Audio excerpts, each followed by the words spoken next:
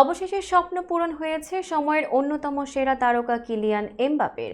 নিজের শৈশবের স্বপ্নের ক্লাব রিয়াল মাদ্রিদে আনুষ্ঠানিকভাবে যোগ দিয়েছেন তিনি। এর মধ্য দিয়ে স্বদেশি ক্লাব পিএসজির সঙ্গে কিলিয়ান এমবাপের অধ্যায়ের ইতি ঘটল। সোমবার ৩রা জুন রাতে এই ফরাসি সুপারস্টারের যোগ দেওয়ার বিষয়টি রিয়াল তাদের অফিসিয়াল ফেসবুক পেজে নিশ্চিত করেছে। একই সঙ্গে নিজেদের ওয়েবসাইটে এমবাপের যোগদানের বিষয়টি নিশ্চিত করে তারা জানায়, রিয়াল মাদ্রিদ, সিএফ এবং কিলিয়ান এমবাপে একটি চুক্তিতে পৌঁছেছে, যার ফলে তিনি আগামী ৫ মৌসুমের জন্য রিয়াল মাদ্রিদের হয়ে খেলবেন।